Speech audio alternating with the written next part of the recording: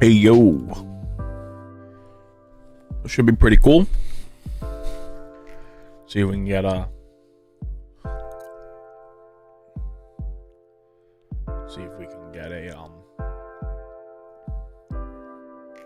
people to see this as their thumbnail on Twitch.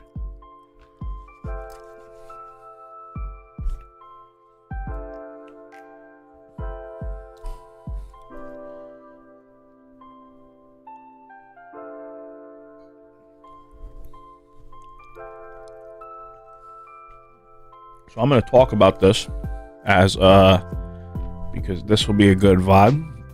Whoever comes by, much appreciated. Anyone coming by, checking out the stream. Little Charizard action. Man, this thing's got a crease and everything. Yeah. Hey. Draft boosters. LOL. There you go. I appreciate you doing that. You are the one. So I will send you out. I appreciate that. You watched the podcast. Donate it? Okay. How do you want me to donate this?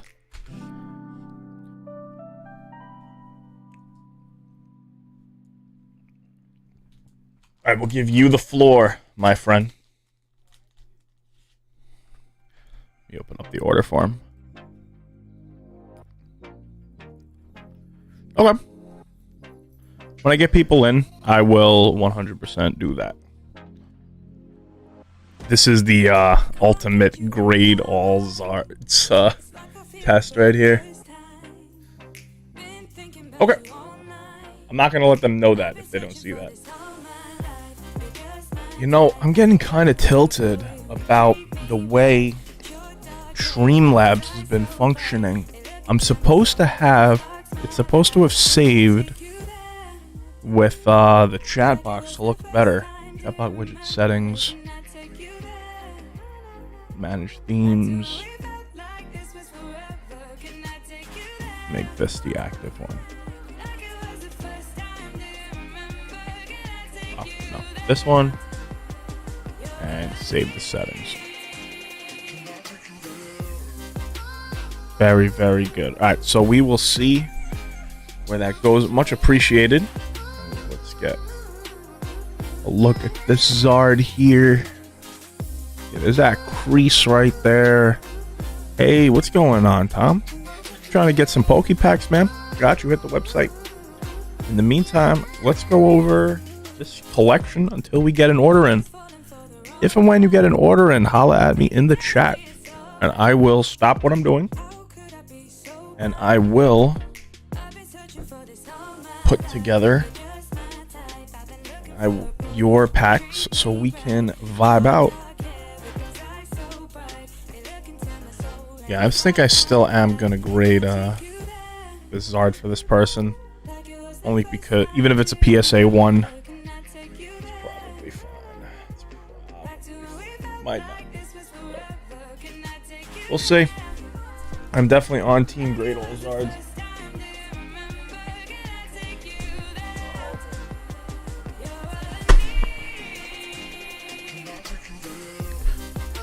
You know something? This tin is like cooler than like probably what's going to be inside it. I don't think they put the good cards in the tin.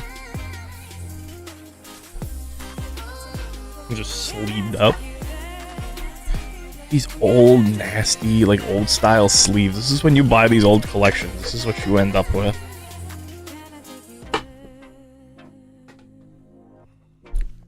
I'm like, what is this from? 2007?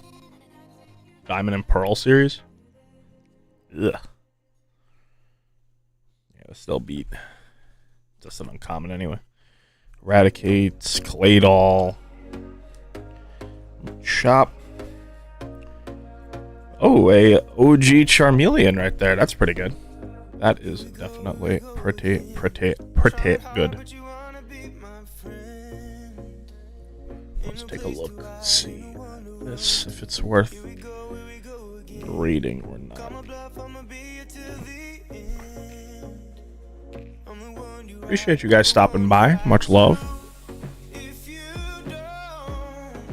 Nah, this is creased up. Sad, and you do hate to see it. What's this going for?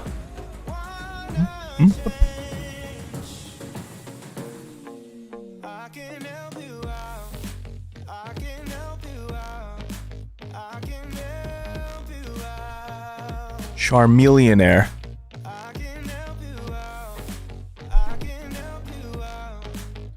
From base set. It's definitely not shadowless. I'm sure these raw are not going for anything. Base set. Hey. Oh. I got a feeling. Alright. Got 2 burning shadows coming in for you, so we'll move this stuff to the side. Number 14.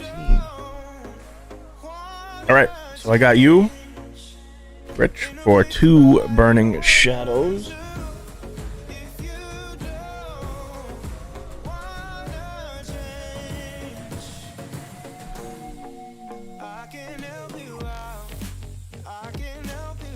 W. Always, as always, much appreciated for the order, and let's fire it up.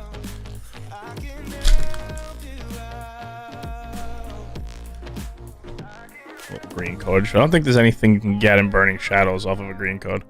Nah. No need to wait, man. We get packs. The people who come, you order. It's all good. If people come in, they come in.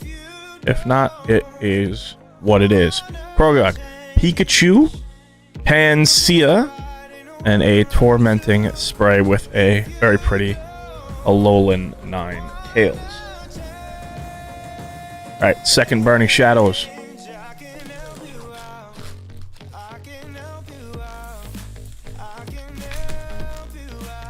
There you go, Alolan Vulpix.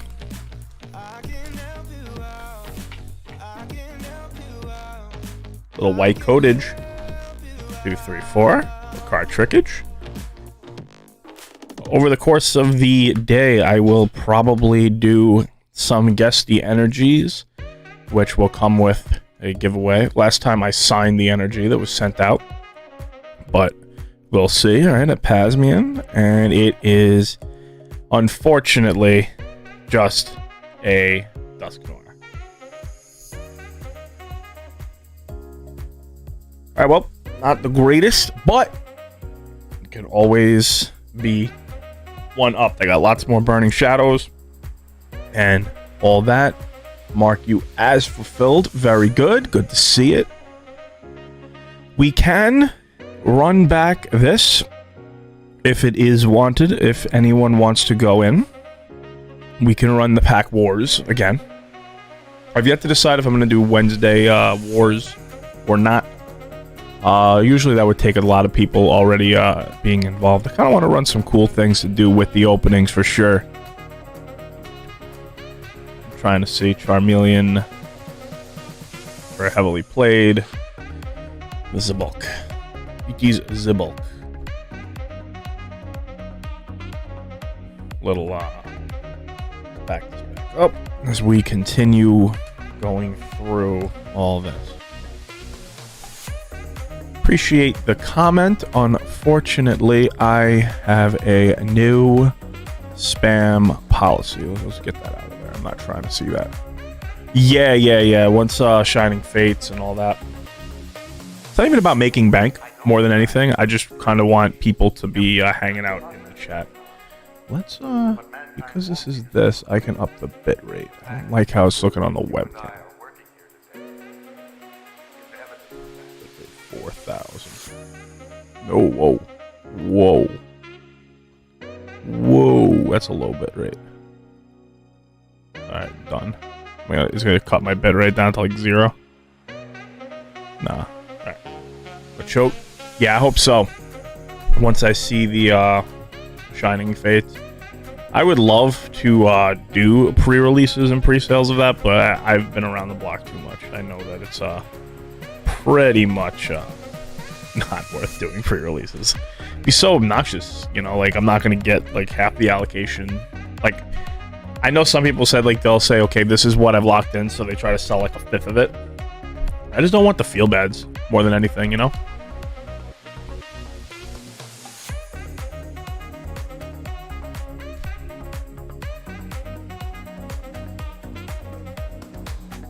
Crystal Guardians Charmander?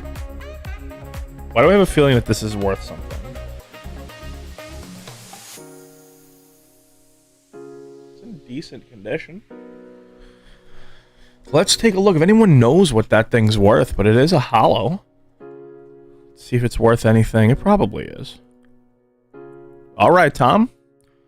Let's get you going with that. We got one pack. Ooh. Let's go. Let's go. So we have one pack of Shiny Star V. It's my first time opening this. I'm excited. Thank you so much for ordering this pack. Today I'm hoping people order Shiny Star, and I'm hoping that they order Evolutions, because Evolutions is a lot of fun. If you go on Facebook groups, you think that Evolutions was a terrible set. I think they smoke crack. If you watch the Evolutions from Monday, man, every single pack was just something. Every pack was great. It was always so much fun. It's 1,000 different things to get into this. But let's get... I still have your stuff, both of you guys, from the pack war last week. It's in boxes here. I have all those expeditions from you, Tom.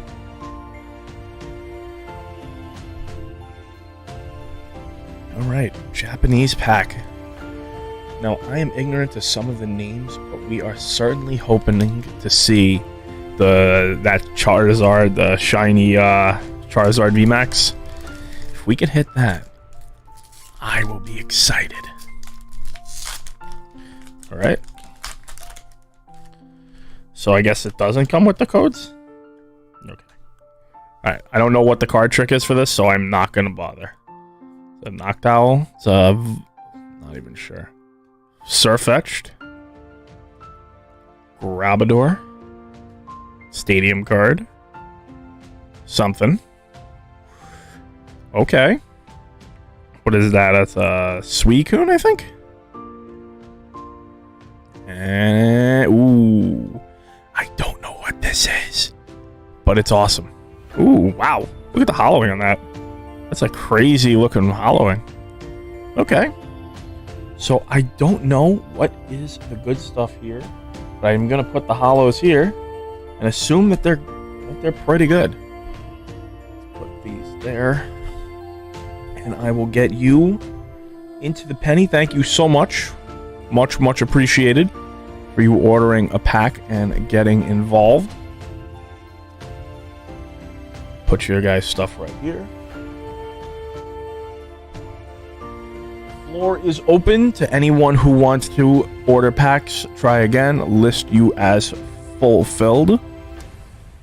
Thank you so much for the order, and I will continue now to look up whatever this is.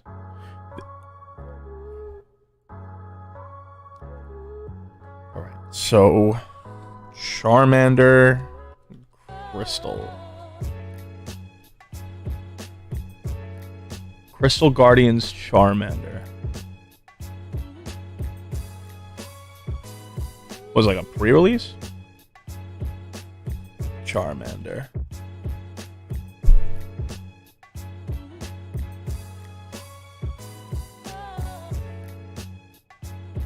Looking to find this thing. There's a lot of Charmanders, for those who don't know. Trying to find it. Wow, the Toys R Us is worth a lot. Wowie.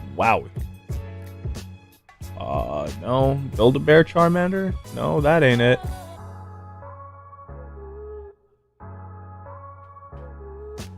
I don't know. Let's look this up. Crystal Guardians Hollow. Whoa. Hello.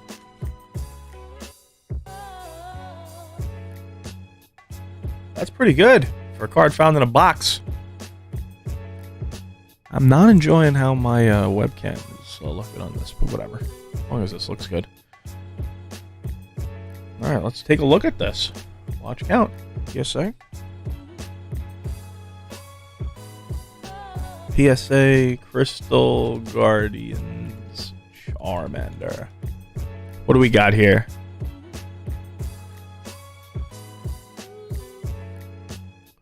Alright, a PSA 10. That's a reverse holo.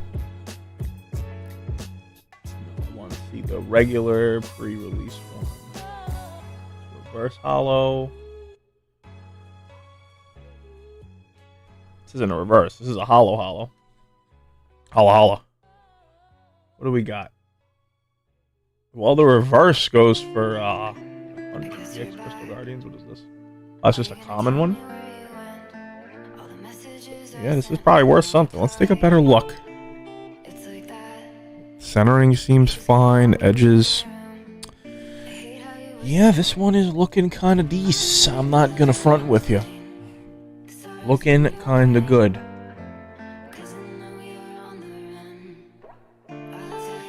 Charmander. Alright. This is probably worth sending out.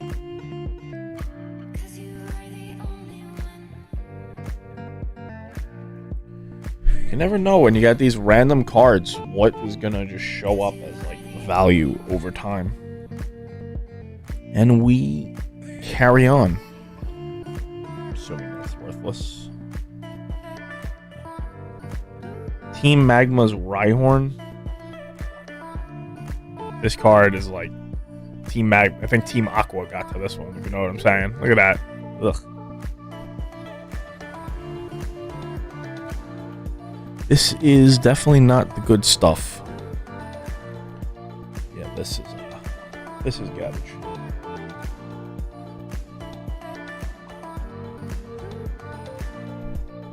Shelgon. Cards are so cool, man. Look at Growlithe.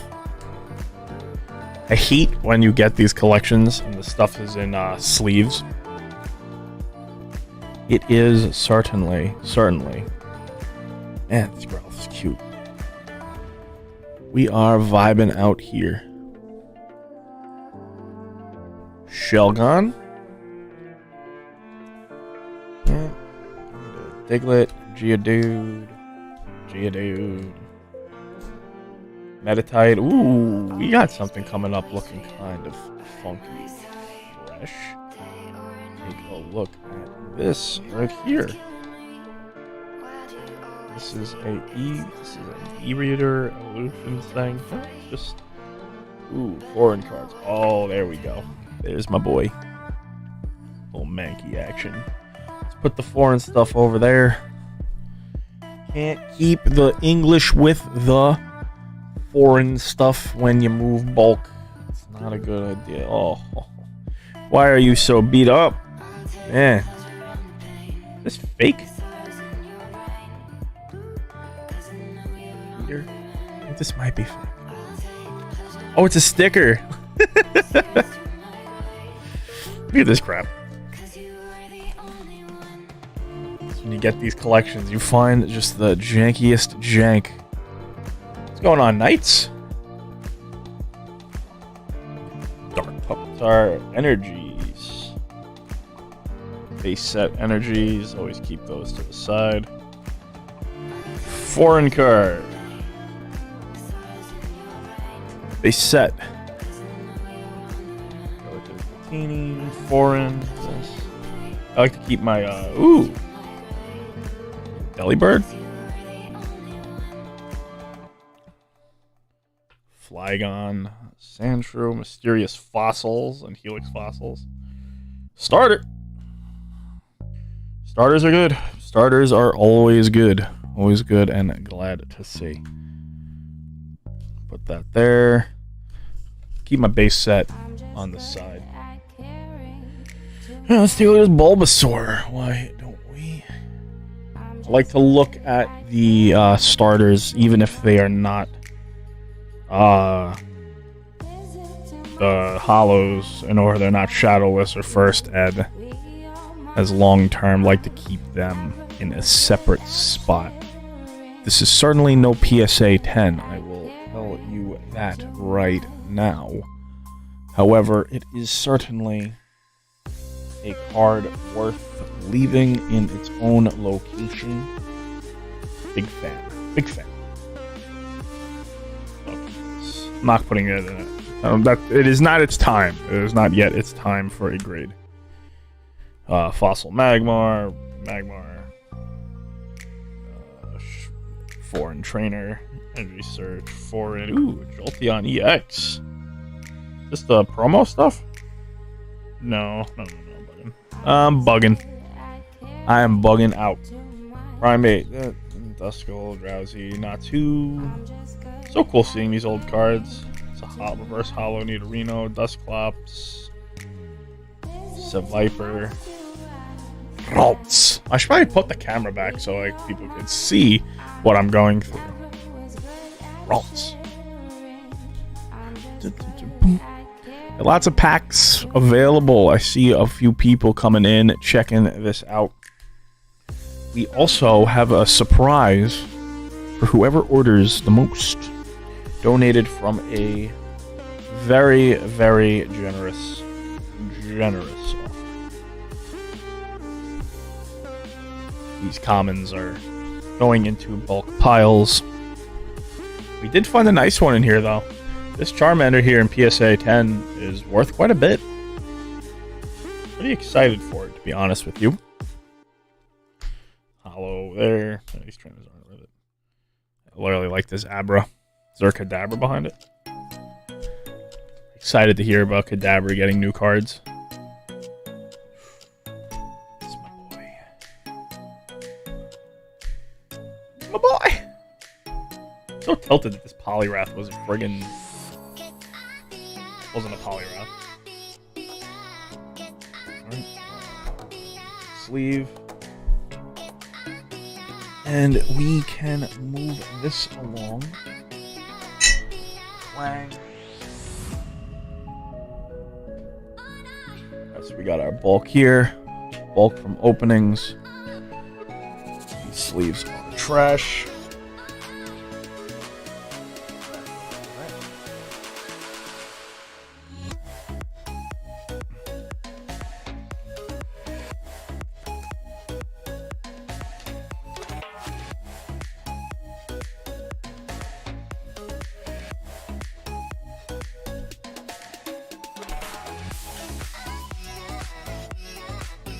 I'll do more research on this in a bit, but we will see. This Bulbasaur is pretty good, and I like to keep my base sets separate. Alright, this Jolteon EX, I don't know anything about that card, so let's check it out right now. Jolteon EX.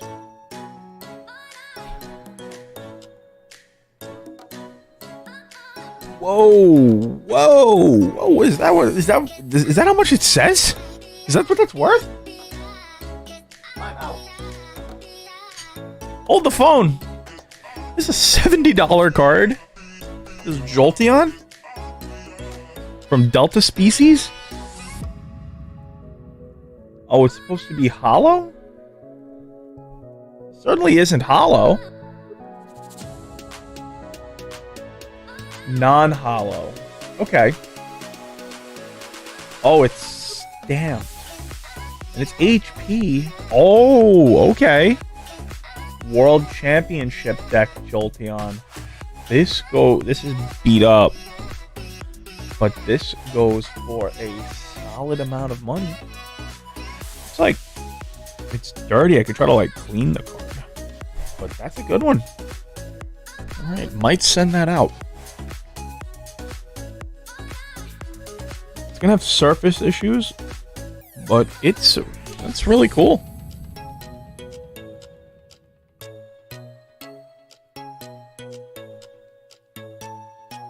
Very nice. So just in the box that was labeled bulk, the first run from this collection is pretty good. All right, onward we go. There's some cool stuff here, but I want to get through the tins first. Give me some tins. Check this tin out for those who are still watching. This is the cool stuff that you get when you buy these collections. Let's put the base in its own pile.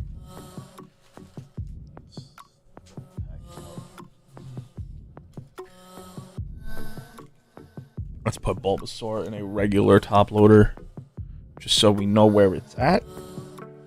Again, the floor is open. I do have packs available. If it is not to be, it's not to be, but we'll be checking it out as we audit up this. We continue to audit. I am 100% holding this tin down. Take a look at that. You got Lucario on the edge. Diamond and Pearl tin. Could probably fetch like $10 just for the tin. Ooh, it's my boy. It's my boy. And then Erica's Vileplume, unfortunately, doesn't seem to have been kept in the best of conditions. But we will travel on and figure out what is in here. We have an Umbreon, an old Umbreon, an old Kabutops.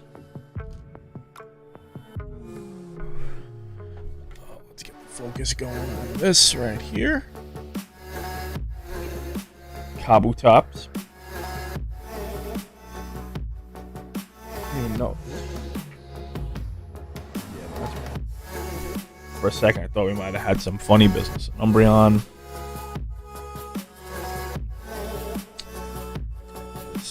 Azumarill.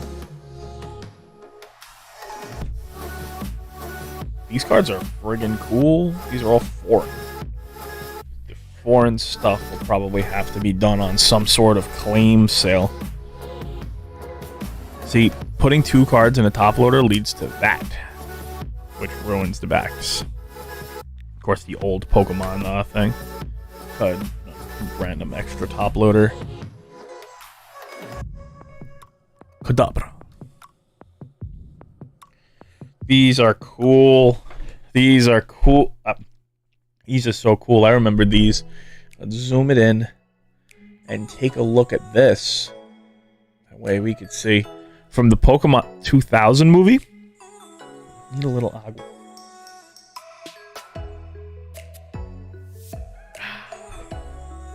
Articuno attacks. 2 down, 1 to go. Success, Sunlight, and Evolution? Question mark. Wigglytuff with Execute. And there's stuff on the back here that tells you about it. These were Topps cards during the movie. Things are dope, man. Puchenya. Let's move this back here. What the hell is this? Is this a henna tattoo? What are these? Premier Edition art box. Pidgey. Oh, they change what they are. Man, this brings you back. They evolve. So take a look. Pidgeotto. And... no, that's it. Just Pidgey to Pidgeotto. No one likes Pidgeot, apparently. Weedle. Metapod. Pretty cool right there. I'm not gonna lie. These are cool. There's some cool stuff in here. A Drifloon in the loader.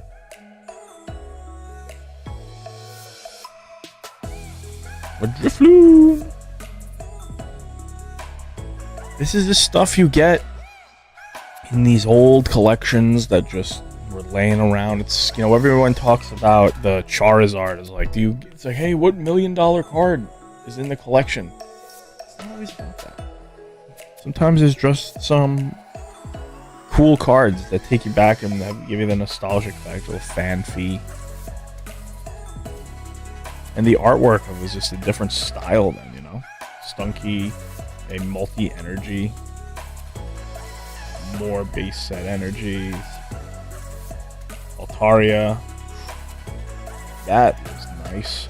Reverse Hollow, and of course it's destroyed. E-Series Pidgeotto. Let's see if this has any value in its condition. I am gonna cast doubt.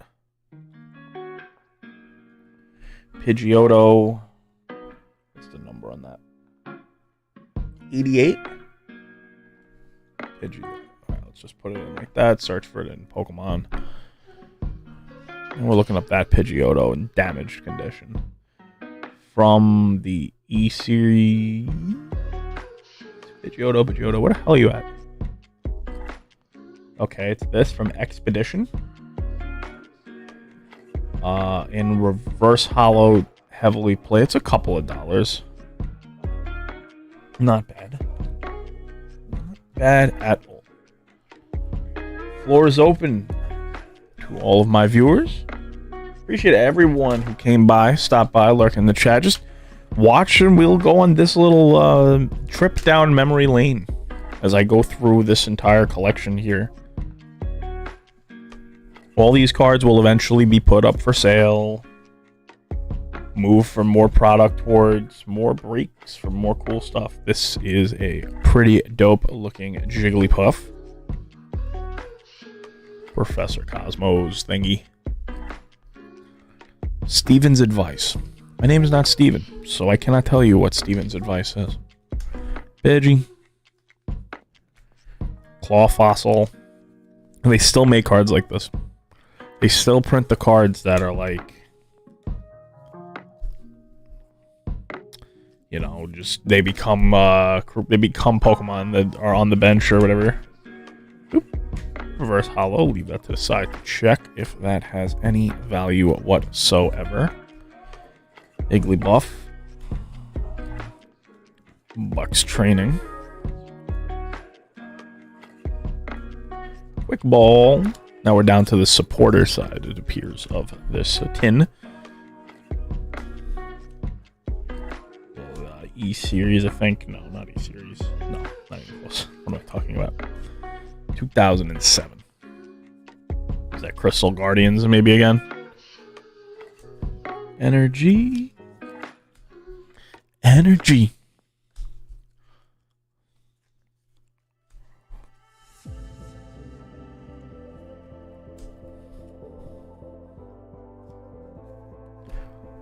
Once again, just do a quick check to see where we're going.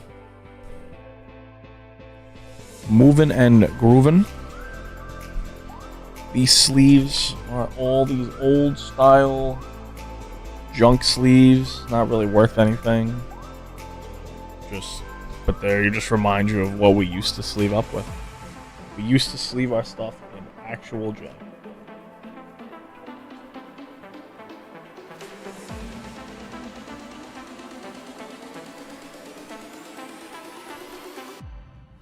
Pile of energy.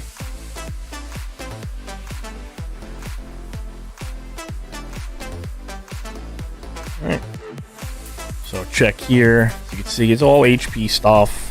That, even though these were probably in sleeves for years, you can still see what happens to the edges of cards.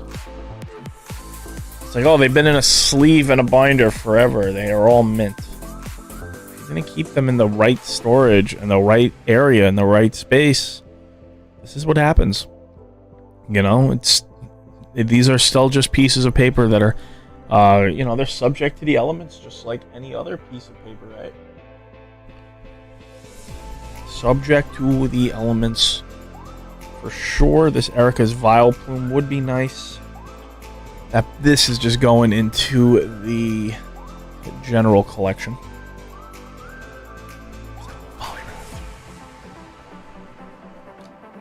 World's #1 Poliwrath collector.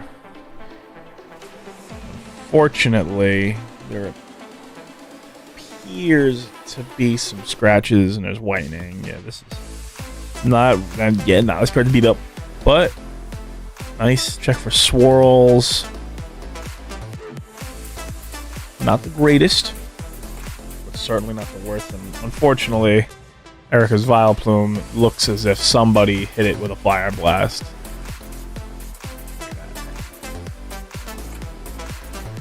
Let's see if there's any value to it, though, even in heavily played condition. Erica's Vileplume.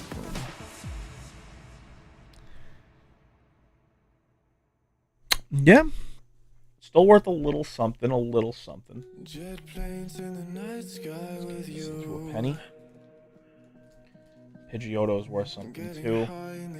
Right now what I'm doing is I'm putting these cards into the sleeves that will do a... I'm going to check that as well, though I think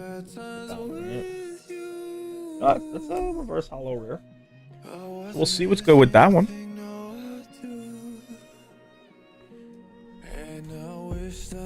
Let's see what's up with this.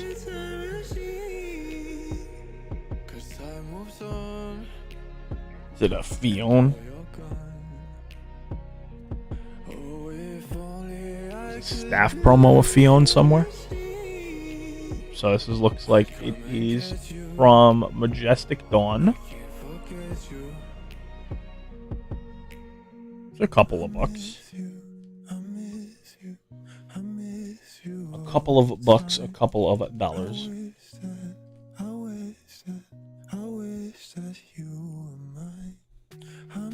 And this one's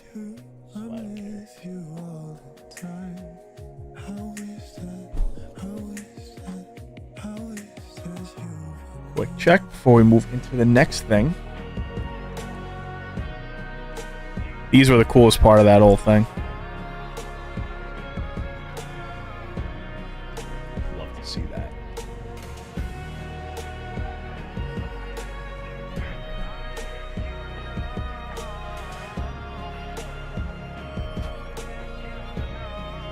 So we have another Diamond and Pearl 10, which is probably the most exciting part so far. Not counting this. This was just seen, but to be fair, this and this were very surprising. Like this Jolteon EX. You know?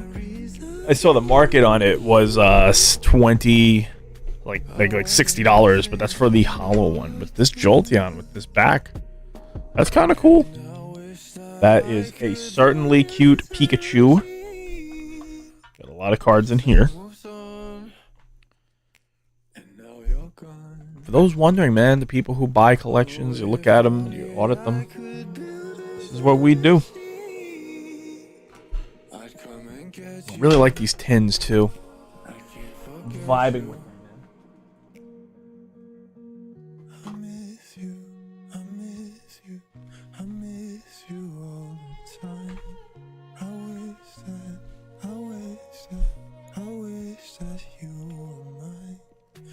Seadra. Now these will be sorted again. Little cute Squirtle there.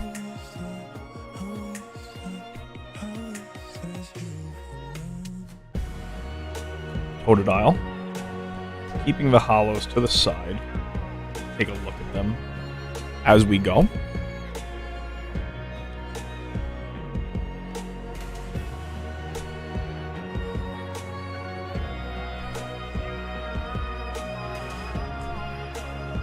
Squirtles, more Torchics, you know, the staple Pokemon that they put in every pack to help sell it. Rhyhorn, Solrock. Look at his Graveler. Look how cool that Graveler is. And this Geodude. Pokemon knows how to make their art, man. That Diglett. We found the ground types. Ponyta, Machop, Drifloon, Golbat, Pichu. Cute Pichu right there. This is looking like a... You think this card? Hey, okay. Thank you very much, Apache.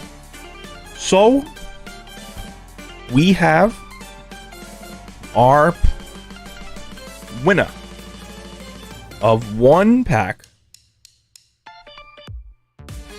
Now, if anyone else comes and claims this, they won't get it. We have a winner of one pack of Pokemon XY Evolutions. Now, I don't know if you play Pokemon, don't know if you collect it, but I will open this pack. The way this is working, I will open this pack, and you can go to the website, boxbreaknetwork.com, and there'll be a contact me form. Contact us, and you could just send me your address, and I'll mail it out to you. But thank you very much for watching the podcast today. Did you enjoy the episode? Did you enjoy hearing about the draft boosters allocation being slashed? A little white code action. 1, 2, 3. Double colorless energy. Charizard Spirit Link. Hakuna Matata. Poliwag. Pikachu. Ponyta. Nidoran. Vulpix. Yep, you got it. You got it. Charmeleon. That's nice. And your hit is a Mega Venusaur EX. Really nice.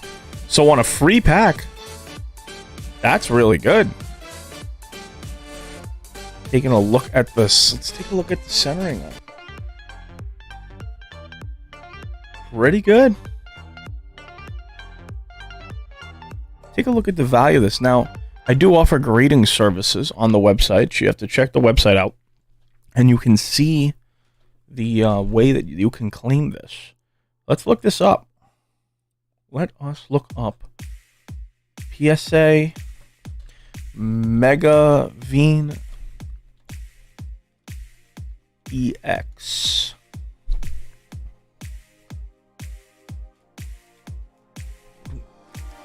My favorite is having to go through all of this stuff. Oh, that's not a grading company. Come on, where was the last one sold?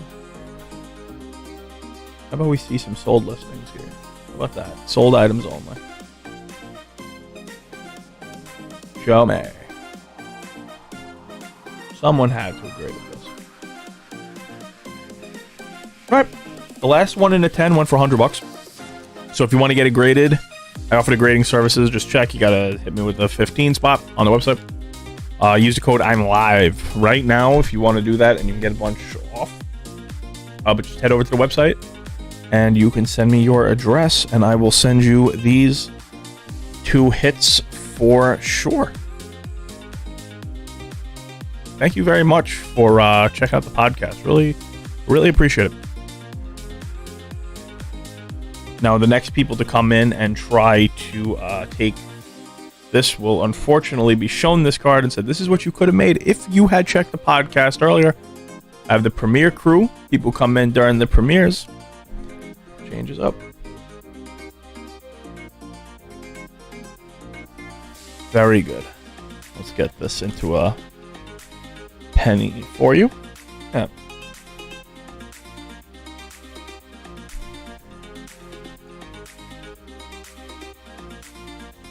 I will continue right after this to going through this vintage Pokemon collection. Just going over it with this is just local pickups, as well as one pickup. It's one local pickup that is well, I don't think I need both of these in the card saver, do I? One local pickup of a guy who has had his collection for years and is just laying around.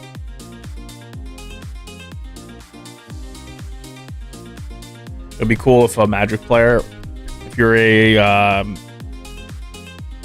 Apache, you're a Magic player, I assume, and you came through for Magic the Gathering content.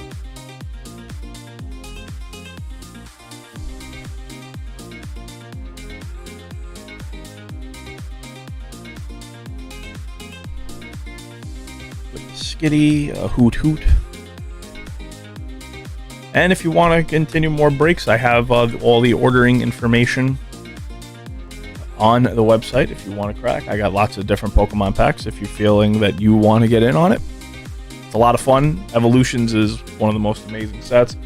I have a Shiny Star V, which is the predecessor of the upcoming Shining Fates. Man, these aren't rares, right? Yeah, these are uncommons. Oh, is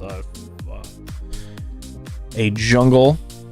Thank you. That really means a lot to me. Thank you.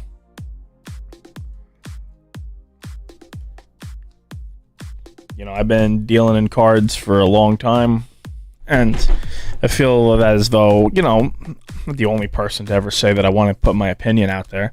But there's just sometimes that there's stuff that comes out that's interesting, and I like to just talk about it. You know, and like today, I hear about them cutting draft boosters, and I don't really, you know, so a lot of people have mixed opinions on it. You know, they say that, you know, they see set futures as being the future, but I don't know. I really don't. I see there's such a overload of these premium, shiny, flashy products, and it's like, at some point, everything has been shiny, so now there's nothing special. When I see hollows, sorry, I've been dealing with Pokemon too much lately. When I see foil versions of cards going for less, yeah, that's awesome. You still have your old Magic collection too? Do you still have like your old Pokemon, your Magic? Or has it been through the ringer over the years?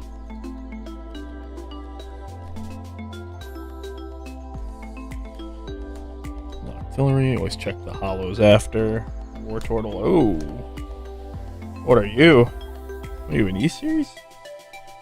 Look how off-center this thing is. Look how off-center that is. The back. Oh, the back looks good. Yeah. Right, I mean, it's like a money grab, but, you know, the more... I don't want a tinfoil hat, and I'm going to address the rumor at some point, but the rumor is that Hasbro is trying to, like, inflate WotC in order to sell the company. I don't know, maybe it'll be run by Bezos. Aw, man, I'm sorry to hear. Sorry to hear that.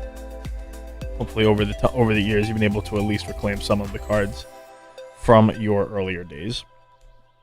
But, I don't know if WotC, you know, they'll be buttering up to have to sell WotC, because it's just like every year they have to one up each other, and this all started with Ultimate Masters, right?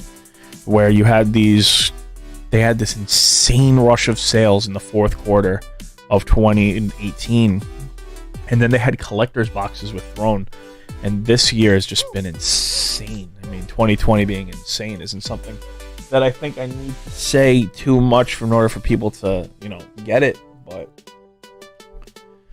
quick check of these. Let's see, is there anything? Nice Mareep and a Flappy.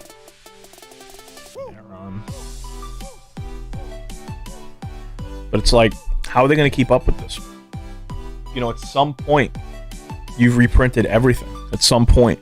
And when that happens and it crashes back down, the reserve list is what has always kept it from plummeting all the way to the ground, right? Is just that's why when people who want the reserve list just like completely abolished are like, they don't ever see when Magic is in a downward spiral. What happens? It's not always this way. Everything's 2020 teaches you anything. Things are never forever. There's nothing that is ever forever, you know? So it's hard for me to, you know, just in the long run question. I really thought they had it, you know, and Rudy did a video about this recently of Alpha Investments, where he was talking about how he felt that Battle for Zendikar, they really had it, you know, like they had what they wanted to do, and it would have worked, but then they got greedy. Battle for Zendikar was very similar to what Pokemon is now, right? So you have like the Rainbow Charizard and the Shiny Charizard from Champion's Path, which is Champion's Path an okay set. But then you also have Vivid Voltage. And in Vivid Voltage, you have this Rainbow Thikachu, right? Which I still haven't pulled, and I hope to. I'm getting new boxes of Vivid Voltage coming in, and I have one box I'm saving for stream, and I have two box opening videos coming up. And it's just this chase card, but you don't need it to play. You know what I mean? It has, like, ADP, Arceus, Dialga, and Palkia, which is the best deck in Pokemon. You can get copies of ADP for like $4, but there's also ADPs that cost like $150 raw. So Pokemon, I think, has their hand on the pulse, and Pokemon does something that, you know, just continuing just the fall from the podcast today, is that Pokemon is always bringing in younger people. They're always bringing in new kids. I had a friend from high school today hit me up and said, listen, my son is 7 years old. He loves Pokemon. What should I get him? I've never had anyone hit me up be like, listen, my kid loves Magic, unless they're like, dad plays Magic also. And that's really more just like a bonding thing. You know, that's not going to last forever. That's only going to last as long as it's just, you know, I just want to spend time with dad or mom. You know, Pokemon is like, I'm on my own. I want to see that. And Pokemon is just, you know, in terms, there's only so many dollars to go around from vendors. You know, and I moved deeper into Pokemon, you know, and it's just, I see in the long run, but Magic getting, you know, lowering their trust in draft boxes. You could blame the pandemic, you could blame whatever you want. Sure. Okay, I'll listen to you. But what happens on the other side? There will be another side. You know what I mean? It seems crazy right now. Like, you know, maybe it'll never end, but something has to give. I don't know what this world will look like by then, but something will have to give. And if Wizards of the Coast is still standing and Magic is still a product that exists, and there's nobody drafting, because draft is what got so many people into the game. Because when you're a broke high school kid, which is where Magic really, that's when you get into Magic. You get into Magic when you're like 14, 15, right? And you're broke. You ain't got a dime to your name. You don't got a pot to piss in, a bucket to shit in, right? And you got $10 in your pocket. You can draft and you can win a tournament, you know? And you can win cards, and you start building a collection with just $10 a week at F&M. Now it's like they are just trying to push, and they're just trying to milk the same 1,000 to 2,000 or plus type whales. And when I say whale, I don't mean the guy who buys a random box of VIP. I mean the person who cracks 20 cases of it on his own, not a store, right? You know what I mean? So I don't know, man. That's such a, it doesn't feel right. And you know, some people say, listen, maybe they're just doing it for now, but I don't know. I don't. I really don't. You know, like I remember growing up on Magic, and it's like I didn't grow up on Commander. Commander is not an expensive format to get into and play. They have these decks that are like $30, but all right, I'm playing the same deck over and over again. Another part about draft was you would get a variety of gameplay. It's like, oh, today I got the aggro deck. Today I got the mid-range deck. Today I got the control deck. Today I got some crazy loopy combo. You know what I mean? Where it's like, oh, if I get this Gravedigger and this other thing, I could go make an infinite thing. And I only paid $10 to do this, and I won packs as well. You know? And then maybe you build up a sealed collection. You know, you build up store credit to get that. And you build your way, you don't have a lot of money. Commander, it's like, well, if I don't have my mana crypt, bleh. Well, this, okay, so talking about this here, swing off topic, right, about auditing the vintage Pokemon collection, is I'm middlemaning this, and I will be selling the cards for the person at a cut. Yeah. So I'm just going to be going over these as, you know, like, I'm just going through it, sorting it and all that, and I figured while I'm sorting it, why don't I just put it on stream if people want to see, because all these cards seem to be from 2007 and back, and, you know, we've got a couple of really cool ones here. This is Zard, you know, and that. But, you know, it's about how does Magic, as someone who thinks about putting money in the game, if you want to just play with your friends, whatever. That's fine. That's great. That's how it should be. I appreciate it. But I'm talking about if you're thinking about putting money into the product, holding sealed boxes compared to holding sealed boxes of something else. If you like multiple games, you know, because there's other things you can do. And of course, this is all with money you don't need. You're a fan of the podcast. Super appreciated. You know, I say every time, if you're using money that you're going to need, which means to buy food, and you're spending that on cards, you're doing it very wrong. So to me, it's all upside from here, but in the long run, I'd rather my money not deteriorate, you know? So if Magic isn't building new fans, eventually the whales are going to have to move on. They're going to have kids, grandkids, and then what? Then there's no one left to buy your collections and everything. I think that the fact that Channel Fireball is doing Pokemon and Flesh and Blood now is huge. I think that's a very big deal that people are not considering, and I'm going to talk about that, I think, on Friday. You know, tomorrow I'm going to talk about the battle styles, the Pokemon set. I'm going to do a quick episode on that. and I'm gonna just talk about, I like the direction Pokemon's going. Now the Pokemon community hates it, but I'm like, anyone who comes from Magic and sees what Pokemon's doing, I'm like, that's this makes way more sense to me, But if you're gonna abandon draft, you're abandoning the number one thing that people went for, This Magikarp is kind of cool. I'm gonna hit up my buddy with that and see if he wants this.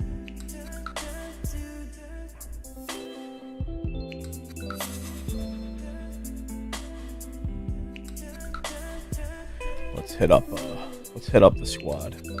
It's beginning to look a lot like Fishy.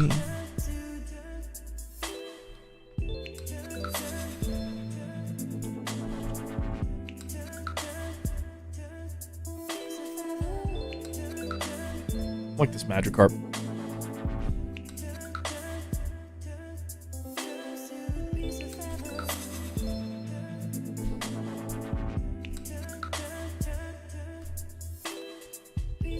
Hey Apache, while I had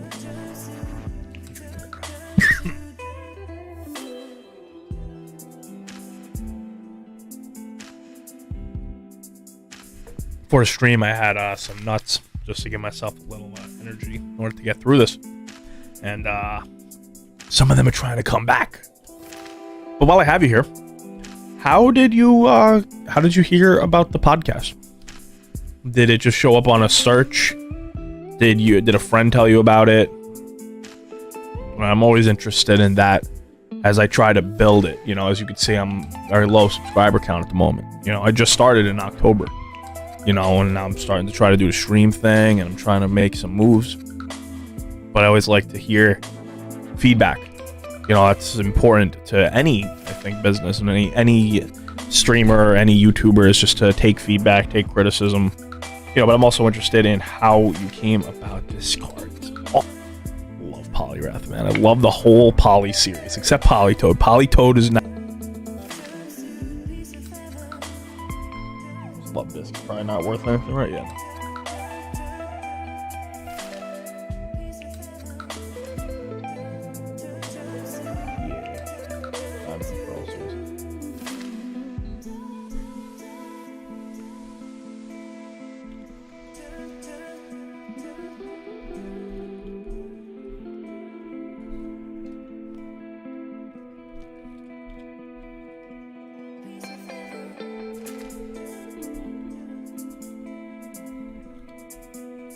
All right. So that is going to Mr. Daniel.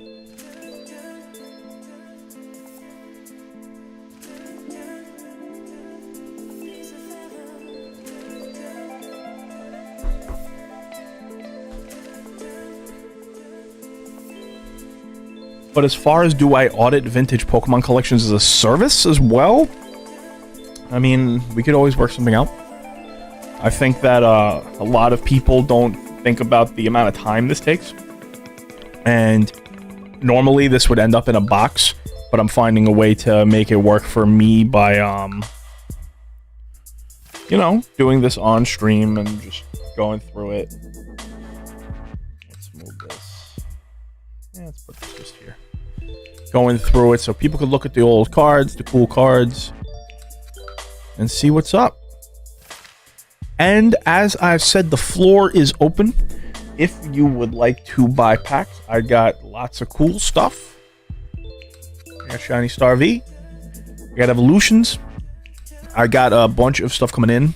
I'm trying to get more Cosmic Eclipse, more Team Up. I know those have been super popular lately. I got lots of cool stuff going on coming in. This Numit, look at that. Ugh. Alright, I think we're done with the pins.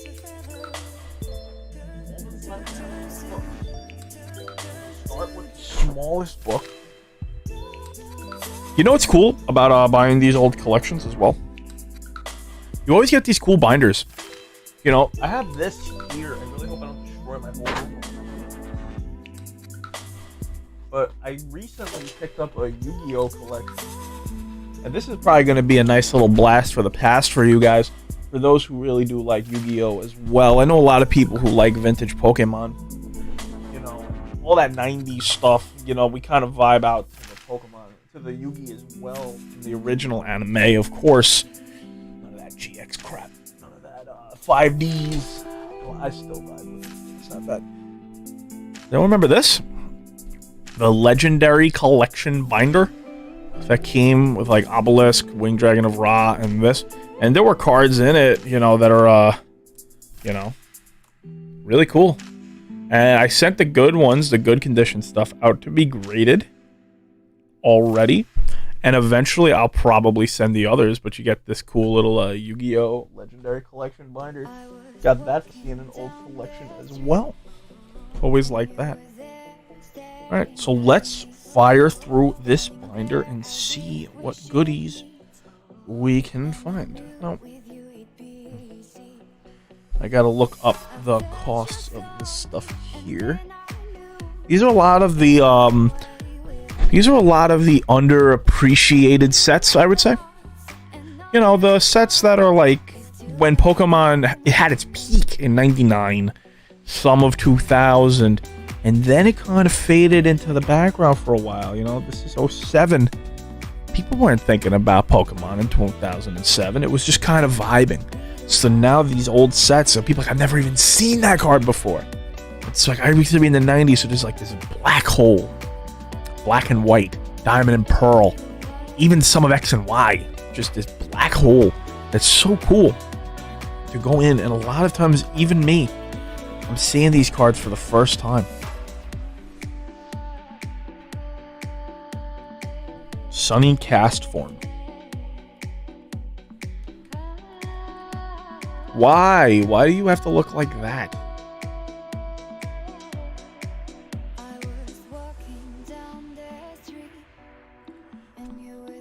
Like I can damage it anymore, right? I have another binder with the good stuff. Saving the best for last. Just want to get this stuff out of the way. So look at all this jank he's pulling out. It's like, no, there's... Whoa. We have another Crystal Guardians Hollow, which is the same as this here Charmander, right? So we have this Kingler. This is one of the coolest damn things I've seen in ages. I'm excited to go over that. The Kingler. And a Jolteon. I love Jolteon. Always one of my favorite cards from the original Jungle. Ooh, Diamond and Pearl. Pachirisu. Yeah, we're going to go over these. We're going to see what these are going for, what this is. Crawdaunt. Donphan. Ooh, wow, this is from 2003, right?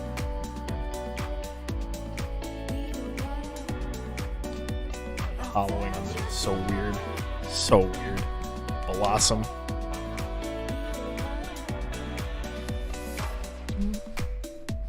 Porygon 2. Oh, I should probably put this on the camera, right? Starmie. Man, you know, another thing that happens is I get hit up all the time with these collections, and people are just like, hey, I got all these old cards. Are they worth anything? Yes. The answer to are they worth anything is yes. Everything has a value. Now, are they worth a lot? I don't know. How am I supposed to know that? I gotta look at them. The collection, the condition matters. There's a very big difference between this Charizard and my Charizard. You know, my BGS 9. There's a big difference. So when you go over it and someone hits you up, it's like, listen, I got an old shoebox full of Pokemon cards. Like, well, assume those are crap. I got an old binder. They've been left in binders forever. I'm going to show you exactly why that doesn't matter. Right? I guess these weren't in a binder. I'll show you after. I'll show you guys after. I'm going to zoom in. I'm going to show you why just because they were in a binder doesn't necessarily mean that they have not been susceptible to the elements over time. Like, hey, I put them in a binder and I threw it in a dusty basement for years. My cards PSA 10s. Well, first of all, at least 40% of cards were never PSA 10s because of the centering. They weren't. So we move and groove Typhlosion. Very nice. And I love Pikachu cards, man. Pikachu is a worthy mascot for the Pokemon. It really is. Thanks everyone for coming by, checking it out. I see we got some lurks. It's all good. If you're interested in getting involved, you want to stop me, you want to see some packs, just head up the website, boxbreaknetwork.com. So, remember, these cards were in a binder. And I was told they've been in a binder basically since the entire time they had them. Right? Now, I can't confirm or deny that. But what I can do is show you why these old, just because someone says they're in a binder, don't act as if that means that they are mint. Look at that. Look at that yellowing, man. And by the way, fun fact, when you, about PSA grading, right, something about that, let's just take this Misty Goldeen, for example, right? PSA, when they say edges, a lot of times what people think it means is this. It's not only what it means.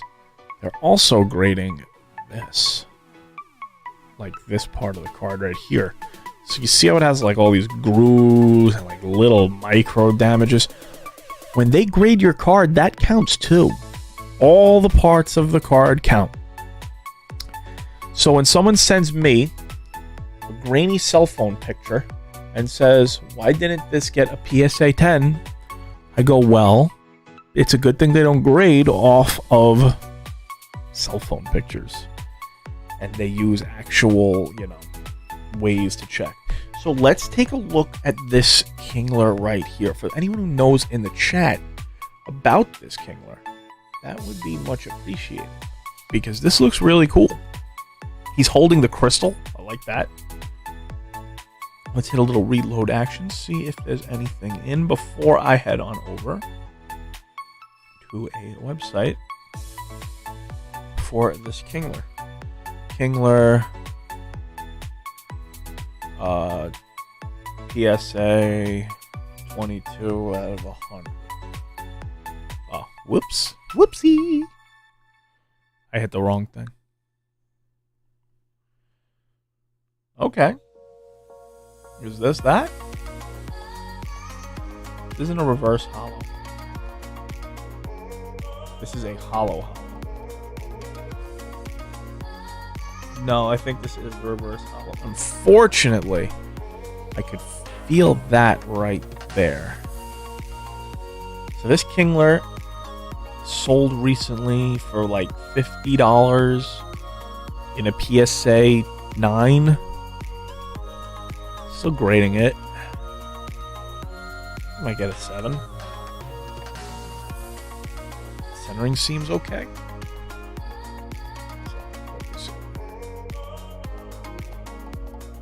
What do we think, chat? How bad is that corner gonna screw? Oh, we got a little whitening. Yeah, the bottom is bad.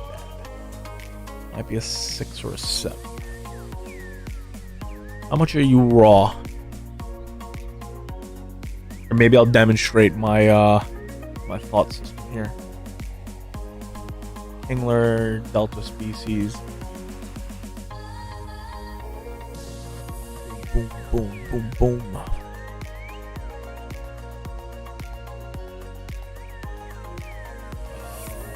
Reverse hollow. So like raw in like a moderately played condition. Bad boy fetch you about $5. Fetch you a $5. Yeah. It's a candidate. I don't know if it's gonna happen. Certainly a candidate. So now let's take a look at this. Hachirisu. Let's vibe out with this card. So we got really cute card for sure. This card's solid condition. Edges seem to be pretty good. Seem to be pretty good, man. Maybe a little corner edge action there. Let's see what you are and what you are worth. Some of these I might just buy for myself. My niece would like that. Cute cards. Like, what do I want a Pokemon card for? I'm an 11-year-old girl. What do I want Pokemon cards for? Why am I Canadian from South Park? My God. Hachirisu PSA. Nothing. Diamond and Pearl Hollow Foil. All right, what are you going for raw then, friendo?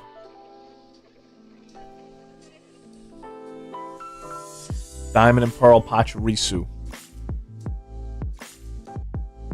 In moderately played condition. I don't care about lightly played. It doesn't mean anything in Pokemon. Alright, you're a couple bucks. I like you anyway. See, I'm okay, like, even with these, like, low pop stuff. Like, if it's a high enough grade, be like, because I'll work tables.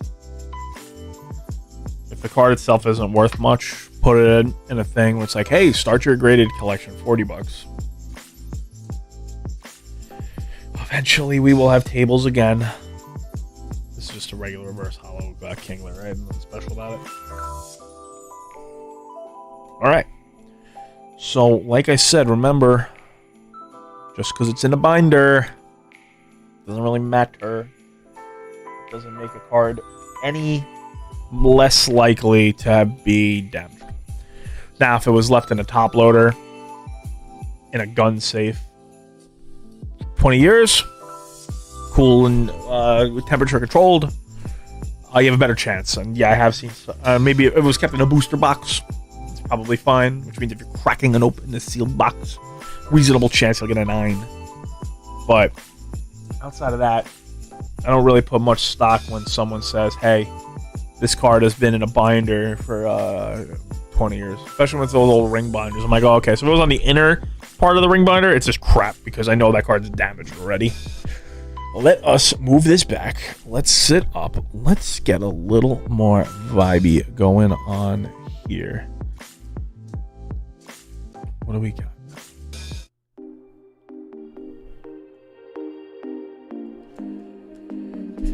I am not trying to catch a DMCA strike. Can you imagine? I'd be the one to come after. They could sue me for all the money I made on this stream.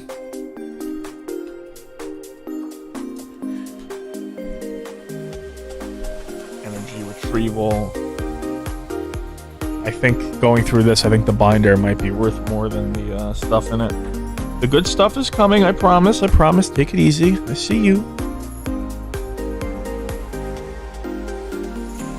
You know, it's interesting. I've been watching videos about how to stream, like, no viewers. This is something that I think is, like, super easy, because I could just talk about cards even as I see them. Just talk to myself, but into a microphone. Be way more fun. Energy retrieval. But if you're in the chat, holla at me, man. It's way more fun to talk to you guys than it is to talk to myself. After a while, I question the things that fall out of my face. Do what? What is that? We have a hollow. Let's see. It's not like the big popular Pokemon. You know, I don't expect it to be anything. Wow. This card here, it's ridiculous. Hey, Zinthief, we're gonna call, but hang in the chat in the other ear. All's good, all's good, all's good. Thanks, thanks. Just listen, so the good stuff. Yeah.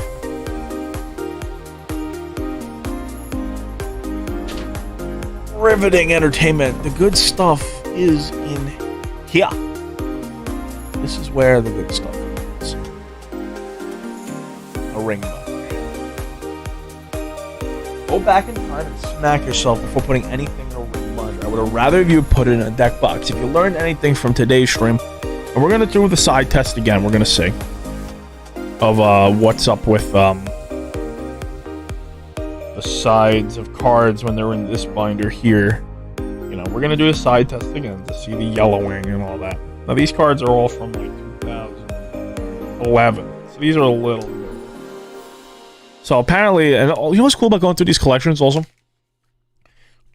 And I've done this from looking at trade binders at tables, and it helps me when I'm working tables to talk about to communicate with the person that I'm buying the cards from, because it's not just about, hey, how do I get this person's card so I could just make a ton of money. It's not about that. I don't care. Make money, however. I always find it cool when I see someone's trade binder, and I see, like, let's just take the years. This binder has had cards from 99, 07, and 2011. What does that mean? That means that I can deduce through that, over the course of this person's life, they collected during those times. These are not cards bought from another vendor. These are cards that someone had in their house. They've enjoyed them, and now I have them, and now eventually they will go their way back into the market. A lot of these are going to end up in bulk. That's how a lot of it's going to be. But a lot of it won't. A lot of it's going to end up, in the, hands of people who like it. Like, maybe there's someone out there who's really been looking for this Jolteon EX card, right? And I'm going to use the internet, aka Facebook groups. I'm going to put it on there, and I'm going to say, hey, here's this card at a good price. If you want it, buy it. If you don't. And either way, it's all good. This looks pretty promising, though. Huh? Let's zoom into the part of this that I care about. Zoom in all the way in. Come on, camera. Alright, the camera doesn't want it. There we go. First edition fossil cards. Pretty much a vibe. These are all bulk. Right. If you see anything that I'm calling bulk that's not, feel free to let me know. But I don't think that these are not bulk. I think that this is the bubkiss that nobody wants. Before I get into this fossil stuff, if anybody is interested in pack breaks, use the code I'm live, capitals all the way through, and you can buy packs. I have Shiny Star V in stock, where you could hit the Shiny V Max Charizard, which is really, really cool. So earlier in the collection, we saw these cards from the movie. Let's take a trip down memory lane. These types of things will probably just stay with me. I love Pokemon 2000 movies. We have this Lugia, and the back of it is the checklist card for all of the ones to collect. Then we have the Hollow Team Rocket to the Rescue. If you remember that, they were in the movie. Best song ever is Lugia's song. Just as Ash is about to give up hope, Team Rocket appears and offers him a ride to Ice Islander hoverboat. If the world ends, they tell him there will be nothing left to steal. Oh, if the world ends, they tell him there will be nothing left to steal. Can't read. I can't read! Alright, Togepi's on a roll. And there's a Storm Bruin. And a first edition Bellsprout. Unfortunately, in quite beat up condition. But probably aim this for a claim sale in the future. Man, who would have thought when these were out there would be a market to grade these? The Topps cards, the Topps Chromes. Those are just stuff that people were like, oh, I can't play with them. Eh? You never know.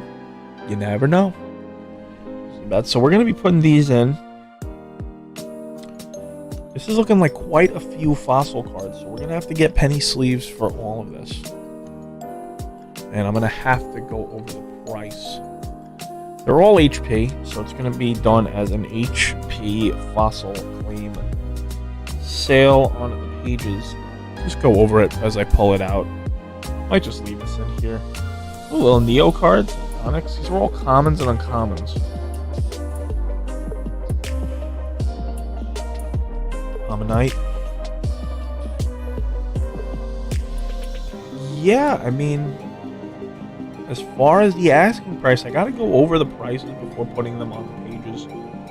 Right now what I wanted to do was sort out the stuff worth selling. Each of these will be sold individually, any first ed card, and if people don't buy it on them, I just keep them, and I'll wait for them to be good. And the person who sold me this was really not in any rush. So, because these are all first eds, I'm going to leave this here to the side.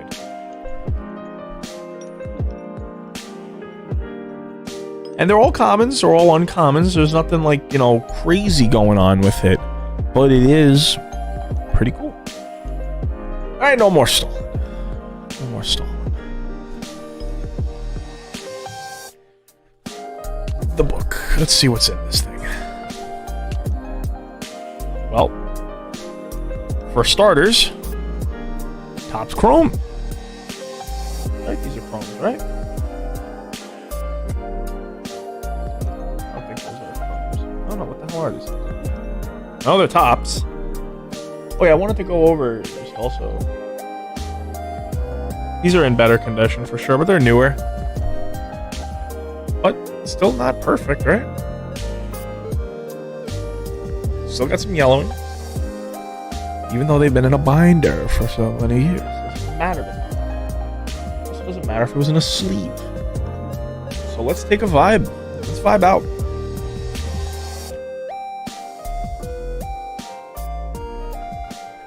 Near mint doesn't exist in Pokemon map.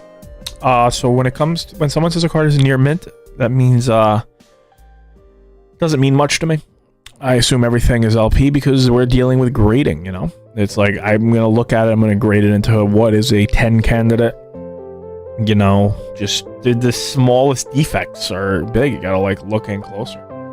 So I'm not going to take any of these out of the thing, but I do want to look at you because I love you. Oh, we got the hollow one and the non-hollow Poliwrath here. I might grade some of these. I gotta check the market. I'm gonna check how Topps Poliwrath is. How cool is that? It's my ceiling fans going in behind us. Let's read about Poliwrath, right? Look how cool this is. Type water. So this is just a Topps card, right?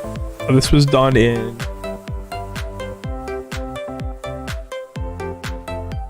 1998. This comes from. See right down there. As with its first two evolutionary steps, the Poliwrath has almost no information available in the Pokedex database. This is all that was available at the present moment. Poliwrath is an adept swimmer at both the front crawl and the breaststroke. Okay, this Pokemon can easily overtake the best human swimmers. That is the flavor text from the card itself. First appearance, Ash has not yet encountered a Poliwrath. How cool are these things, man? Let's take a look at what the hollow one goes great. Although this unfortunately has some damage down here. See, the corners have some wear.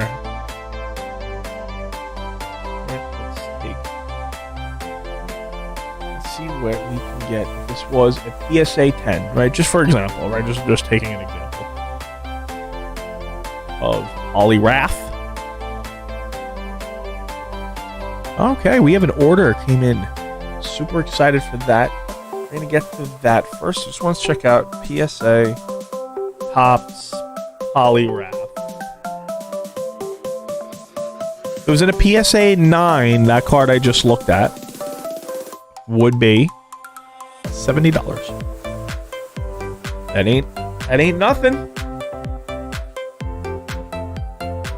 Unfortunately, that's not a 9. And we're going to go through the other ones too. We're going to take a look. But I want to get to the pack opening that was purchased. And I'm very appreciative of that, because we have an order that has come in. We have a black back. We'll use the binder. We're not going to use the binder. Mine's got a little bit of scratches. I'm going to get back to the binder. We're going to go to the front after. I think that's where the quote-unquote good stuff is. Well, let's take a look at this order we got in here. From Daniel R. Oh, we got a... Oh, you just paid for the grading. Okay. I ship my stuff. And the PSA economy 45 day. You hopefully have messaged me. Internal notes. I'm going to write an internal note for what that is. What did you order prior? You gotta take a look. You've ordered, Oh, is that for the, is that Apache? Let me know if that is you, if you email me or anything on that, and that will be fine if that's for the, card. Sure. Alright, so let me know. So let's get back to it. Let's get back to the book. Okay. I see that's you. I'm gonna put an internal note for you that this is Mega Venusaur EX. Now remember, it's gonna take a while for it to come in, but it's free. You know, the pack was free. Really cool. Much appreciated for you seeing that, and appreciate the hangouts. Let's go Apache PSA.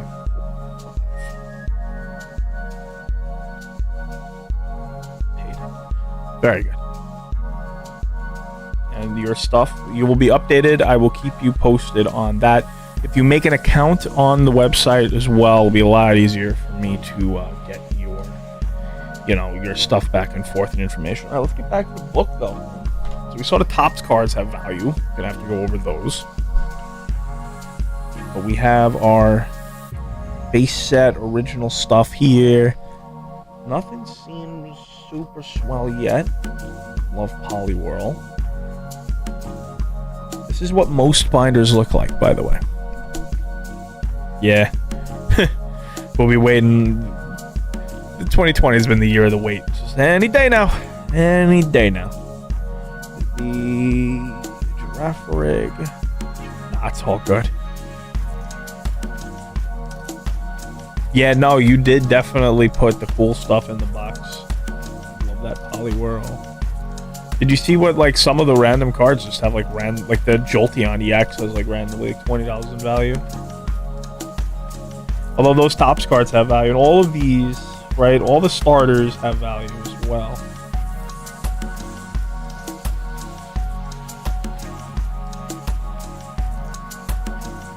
Like that. Again, I love Poliwhirl. Okay.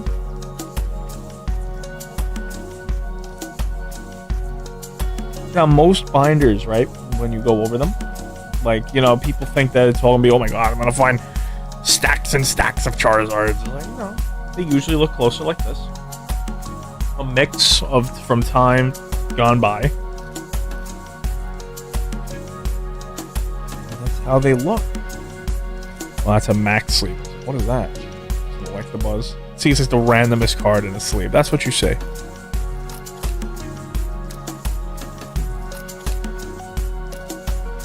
Quite a few commons. So I think the best thing in this... Love that, love that. Misty's Poliwhirl, Misty's Poliwag. Non-hollow jungle. Charizard, hey. Hey, well, we're here.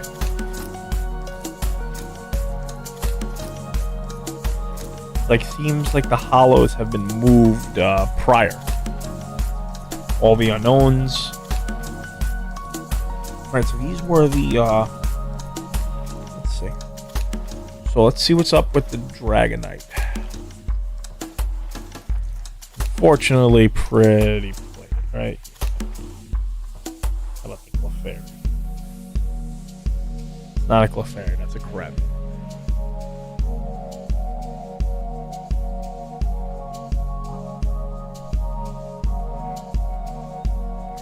Check the Clefairy. Clefairy might. Let's vibe to this Clefairy.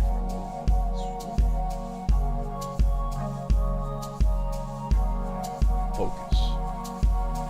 And focus. There we go. In Clefairy and the Moonstone, our heroes discover many injured Pokemon while taking a shortcut to Cerulean City through Mount Moon. They search for mysterious Moonstone, reported to possess the capability of powering up weakened Pokemon. In a battle with the always interfering Team Rocket, they are helped by a group of Clefairy. I remember that episode, episode 6, Clefairy and the Moonstone. Unfortunately, we have big edge wear there. So that is going to keep this out of PSA 10 range. And it seems to have print lines, as you can see there. And that is the KO in terms of, is this card going to fetch a big price? It's got scratches on it. Yeah, it's got scratches on the face. see right there. Not great. Well, it's still cool. Still dope. Still light. And the non-hollows, I guess they have some value. So of the stuff that we found, as we move through, as I smash my microphone, the best stuff so far, it's not a huge collection. Of course, we have the Charizard. Let's see what we can get for those Topps cards. We have these First Ed Jungle cards, which, you know, they're all worth a couple of dollars. Anything crazy. This, I know someone who wants it. All the bulk is all just that. You know, it's all just... So this Charmander, this promo, these promos are all really kind of cool. Another value, right? Stuff here, this is stuff for like light that could just like added to the claim sales or all that. This Kingler isn't worth grading. This would be great if it wasn't just absolutely mauled. Could get that back into focus on the camera. It's just absolutely shotboxed. Look at that. See that right there? That's sad days. So it would be great if it was in good condition. That's the story of these cards. Look, at any time one thing happens to it, you can never put the card back into great condition. That's why these old cards hold such a premium. The starters out of the main will probably be, you know, moved, the Bulbasaurs, the Charmanders, the Squirtles, all that. But Charizard here, so we can see it's creased up. It's not great. It'll be sent out for grading. Probably of these cards, we'll send these 4 for a grade. I think that these ones here, right, are worth just putting in a slab, even for the $15. And then cost of the card plus $15 will equal less than what it is I'm going to sell the card for. Make sense? Makes sense. And so we'll do a sale claiming this. And these, don't know what we'll do with these. These dope things here. Probably end up with some cool stuff. Let's focus. We'll focus. Find it cool. They go in and out depending on the Pokemon. That music is like too epic for what I'm doing right here. Very nice. So, let's save the internal note from that, even though those very good. Did I make my money back? Well, I am selling these for somebody. They are not a purchase that I would have made. This was a, you know, someone wanted me to middleman the sales because they weren't sure what they had. And, you know, I could have offered on this pile and it wouldn't have been a very large offer, right? Because of the amount of time that it would take to move this, and there's not much great, yeah. But just auditing the collection and going through that, I will sell everything, and then the way it is I will take a cut of the sales.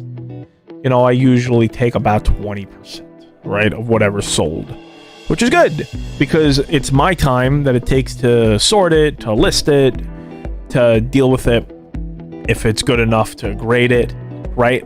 So it's good for me and it's good for the other person as well because I'm not tying up money, which means that I could and there's no rush for the other person to sell. So these are mutually beneficial deals. You know, and yeah, sometimes I'll buy the collection, but if I were to buy a collection like this without any of the big hitters, you know, we have the Charizard, right? But the Charizard is, if you can take a good look at it here, it's got a nice big fat crease right there, as you can see, right in there, and edge wear. And yeah, if this was nice, then we're talking about, you know, I gotta offer $500-600. Yeah, but you know, that's most of them, man. I have another Charizard that I'm going to be sending out. I bought a base set 2 Charizard recently off somebody for $60. And I said, listen, if this thing was in great condition, I might have offered you 5x this. But I can't risk it, you know? But I've also, you know, these old collections, more than anything, I just like going through them. You know, like these things are really dope. You know, it just brings you back, because I love the Pokemon 2000 movie. And I've seen stuff I've never like really seen before, like this Charmander, this Bulbasaur. Like, obviously these base starters are always good. Everyone wants them. You know? So, just seeing the collections, picking them up, and then you'll always, quote-unquote, make your money back. It just depends on how much time it takes you to do it. If you're going to spend, you know, days dealing with the cards and you end up making less than minimum wage, was it worth it? Probably not, you know. But I make, you know, I make my value also by auditing the collection on stream so people can see it. I think, you know, people who are watching this whole stream today, they saw like a lot of cool stuff they haven't seen in a while. And I like to see that, and then hopefully, you know, it draws people to, you know, check the website, order packs, open packs. You know, the only real hope I have is that people order Evolutions, not even for the money, because I like opening Evolutions. I think Evolutions is a great set. I think, you know, and just learning people through the collection. You know, it's like, that's the cool thing. It's like, the number one thing I miss about events is sitting at a vendor table, and someone comes up with a book of cards. Magic, Yu-Gi-Oh, Pokemon, whatever. And I could look at the binder, and I'm making my offers on cards, and they're fair offers. You know, they're offers that are going to make me money and get the person money so they can do what they have to do with it, you know, without having to deal with the work. It's a lot of work. Yeah. Yeah, the latest set. Yeah, they're expensive. But just consider this, right? Expensive is relative. Yeah, Yu-Gi-Oh is an interesting market. The only thing I deal with in Yu-Gi, say you like Yu-Gi, is I invest in vintage PSA 10s. You know, just the smaller stuff for now. I'm really looking to pick up some of the better pieces as investing. I like to hold on to them. I like just to shout out, what is it? Graham or Solemn Yu-Gi-Oh on YouTube. I think he's pretty good. You know, shares a lot of my vibes, you know, about just doing this, you like it, investing, what has like undervalued, trying to pick up. I had a deal fall through for a box of Magic Ruler, you know, but the new Pokemon sets, the new Magic sets, yeah, they're expensive, but think about it in terms of percentages. Don't think about it in terms of money. So a box of Cosmic Eclipse now from last year is a $210, $220. The boxes at retail were $90. They were selling for $90. I doubled your money if you held on to them, you know. It's all about what's your percentage jump. You know, that beat the crap out of the S&P. That beat the crap out of anything, you know, of any other investment you could have had, you know, in the same time frame, even if you bought at the bottom of the market, you know. So it's all relative. It's like, how much do you have? Don't spend money you can't afford to lose on any cards. These are whatever.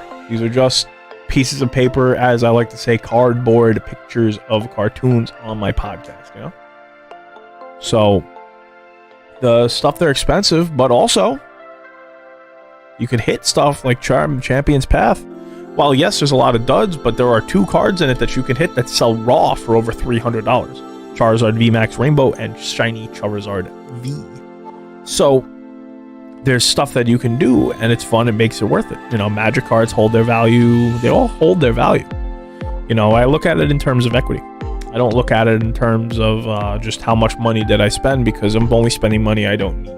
This is all luxury. It's all luxury. Just never forget that. You know, if you're playing around with money that if you lose it, it's a problem, I would tell you to stop. Yeah, you know, and I host podcasts and I do channels talking about cardboard finance, and I've been at tables and I've been at all this other stuff. So I just tell people, don't worry about it. Like, you just don't spend money you don't need, and then if it goes up, it goes up. If it goes down, it goes down. Try to buy things that go up.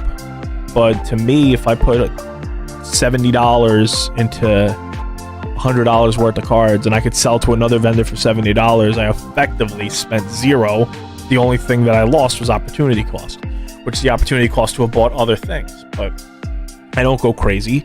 And if there's a collection that I can't afford, I send it to someone who can afford it, and I say, hey, throw me a bone. And they usually do.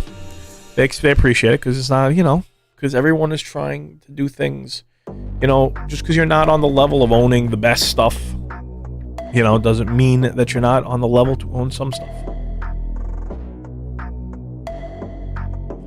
Really appreciate everyone stopping by and stopping through. Because I went through all of these cards, no collection. I really wonder what these promos, man, these promos, like the staff promos, like even the intro deck stuff over the long term, the long haul, it's like, what will they be worth? I saw a video of a guy. He was arguing against grading new cards, like even the smaller stuff, right?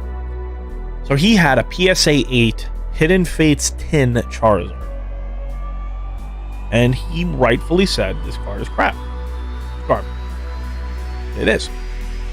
From the Hidden Fates 10. I don't think it was wrong to grade it, right? That's the thing. It depends on the situation. Depends. Everything depends. There's nothing that's just so raw, just set out in stone. In that, if you buy it for $1, which is what a Hidden Fates 10 Charizard is, and then you go and you be a baboon and you spend $70, $150 to use the fast grading service, and you get burned and you lose all your money, you deserved it. You didn't do your research. You didn't do your homework. You didn't. If you do your homework and you realize, listen, I'm going to take the $1 and then I'm going to go to Box Break Network's thing for grading middleman service, or maybe you have your own middleman and you're paying $15 or whatever to grade the damn card. You put it in a slab, you don't care about it. It goes, you don't get it back for 8 months. Who cares?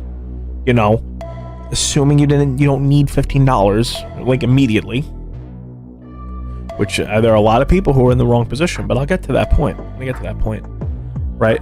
I'll probably put this on a video on YouTube just talking about this, and I gotta find the video of the guy who did it. And you put it away for 10 years, you paid $16 for this graded card, even if it's an 8. You put it away for 10 years, well, no, it's not you. It's just, it was a YouTube video. You put it away for 10 years. How much do you think it's gonna be worth? It's not gonna be worth millions. Lose me with that. $40, $50, 60, maybe if it's a 9 or a 10. So you hold it, and then within 10 years, it's at least doubled. Any investor in the stock market, if they can guarantee 7% a year, would take it. I'm not talking about your hotshot Wall Street bets. I'm not talking about your big, I'm making money, I'm making billions of dollars, you know what I mean? Because I sold Bitcoin, I shorted Bitcoin, I bought tulips, I bought Beanie Babies, I took card sleeves and I flipped them for $1 million. What I'm talking about is the people who build wealth long term. And doing things like that, patience. Stop trying to do it overnight. For every person who's made millions of dollars overnight, there's thousands and thousands of people who've ended up in the crapper, and they've ended up being stressed, which even if they've made money, the stress has shortened their life on the back end. Stress hormone is so bad for you. There's no reason to be stressing cards, ever, for any reason. And if you're putting money in that you have to then stress, that's on you. And to me, the problem with those PSA 8 Charizards, the V from the 10, right? The problem with that is that he then took the card that he graded, walked it to a store, and sold it. What was he hoping to get? What was she hoping to get? What was this person hoping to get from selling that card to a vendor? They just wasted their time. And there's a reasonable chance that they spent the rush grading. So they took a bath. $70 right in the garbage. I would rather have took that $70, walked down to a charity, walked up to a homeless person, and said, I'm going to buy you food for a week. Good food. I'm going to get you canned tuna. I'm going to get you this. But instead, because they had to be a hotshot, Wall Street bets, Verdang Street bets, they had to burn their money. So that's where they failed. Because they're trying to get rich quick. They come from the sneaker world. They come from the sports card world. They come from the crypto world. And they see Logan Paul puts up this video. I'm buying this box and I'm doing this and I'm going to make this big money. But they forget Logan Paul has millions and millions and millions and millions of subscribers. And he has a huge following, whether or not you like him. That's irrelevant. Irrelevant what you think about Logan Paul. Who cares? I don't care if you like him or not. But he is able to do that. If I had Logan Paul's following, I would have a first edition base set box on this channel right now. I'd be offering it for $13,000 for every pack, or I would split them up into slots that you can open from the things for $1,500 a card, right? And I'm going to open the cards and I'm going to put them face down in tops, and then you're going to draw a number. I'm going to flip the card, and if whatever you get, you get. Why don't I do that? I could just take this and I could go and hit up Jim Brusso, who's got a booster first edition box, guaranteed to be real. Jim Brusso, I trust him with my life over a graded power, right? And I hope he sees this. I would trust Jim Brusso with my life when it comes to knowing that box he has is legit. And I could do that and I could sell that. But you know why I don't? And I don't try this crazy get rich, make $100,000 scheme? Because I'm not Logan Paul. And it's okay. Thank you very much for liking the stream, Artem. Right? We're making a YouTube video right now where I'm just talking about, making some money and just doing the wrong thing when it comes to card games. I'm not Logan Paul. I don't got that following. I'm trying to grow that following. I'm trying to build people. Every time someone shares my stream, every time someone shares one of my videos, it means the world to me. Not because of any of some dumb money I'm going to make. I don't care. I don't care. But make some advertiser dollar. It's all going in, so I don't have to use a webcam. I could have an XLR on both things, or I could have better lighting, or I could get something that could trigger some cool sounds when someone opens up a Charizard VMAX card and be like, boom, bang, there it is. We can see some cool stuff. It all gets reinvested. I don't care. But it's about the following, because I'm not looking to make a huge channel by tomorrow. I'm trying to build a sustainable base for the next 5, 10, 15 years. You get what I'm saying? So these people that come into Pokemon cards and they just buy up a bunch of shit. They just buy up a bunch of cards and go, whoa, I'm gonna make millions. I'm like, they always get burned because they don't know what cardboard is. They don't understand how this stuff works. Me, I've been doing this. I am 31 years old. I've been doing this since I was 13 years old. Hustling Yu-Gi-Oh cards. You know what I'm saying? In Brooklyn, New York, in Chinatown, Manhattan, hustling cards, doing it, making error after error after error, being an idiot. So I know what stupid looks like. So when I see these people coming through, and I see these people just buying up stuff and flipping them and then saying, oh no, Pokemon's dead. I'm like, no, you just suck. I'm not trying to tell anyone, it's like, oh, it's like I'm not trying to be rude, but I also don't care. And I've told plenty of people, you catch me on Facebook groups being a bit abrasive to people because I'm trying to stop you from doing something dumb. When I see somebody and they come up to me and they go, hey, look, I've got this, say this is a Charizard, say this would happen to be a Shadowless Charizard, right? Let's just say, hey, I got this, right? Should I grade it or should I sell it raw? I'm like, why the hell would you sell it raw? What's the point? Do you need the money tomorrow? If you need the money tomorrow, why are you buying Pokemon cards? Seriously, what are you doing? This should be money that you can afford to lose because this could always turn to soup. It'll always have a downturn. Magic always has a downturn. Do not assume things will always be as good as they are now, right? So I go in there and I go, you selling that card raw is the same as taking money and throwing it directly in the garbage. It is. So I'm aggressive and I sound aggressive because I don't want to see people making the same mistakes I do. So why did I start my channels? Because I made a lot of errors when I was getting into this. And you get a lot of these scalpers, man, a lot of these card flippers that really, really, really are in for a rude awakening when those boxes of vivid voltage that they've yet to move don't go up. And at the time that they think, because the Pokemon company controls their economy with the sealed product, they can print as much as they want. There is no law that says they can only print X, Y, or Z. And they are going to get stuck holding the bag. And the difference between them and me is I don't care. Because I have not put myself so overextended thinking that I'm going to make big bucks that I'm going to have to then fire sell them. I would rather just keep it. It doesn't matter if it sells or not. That's the point. So when you see these people having these cards graded that are not great for them, that are not, you know, and then they sell them right away? Why? You need the $10 that bad for your PSA 8 Charizard V thing? You need the $10 that desperately? Because that's all he got for that, trust me. I'm sure the store owner gave him the $10 like, I don't even want this crap. Stores have to stay liquid. Different story. Not every store is in a position. Stores have to stay liquid. Stores have overhead. I'm just some guy in this room. Stores have overhead. What do you guys think about this, man? Am I on some crazy stuff here? Or do you think that, you know, that I'm making a little bit of sense when it comes to buying in and having Pokemon collections, you know, and just making it work?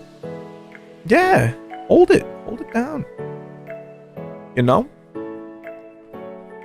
It's just like, it's like, seriously, $10, you could sell 5 bottles of water on the side of the street. Yeah, it's hard to hear that, you know, you messed up.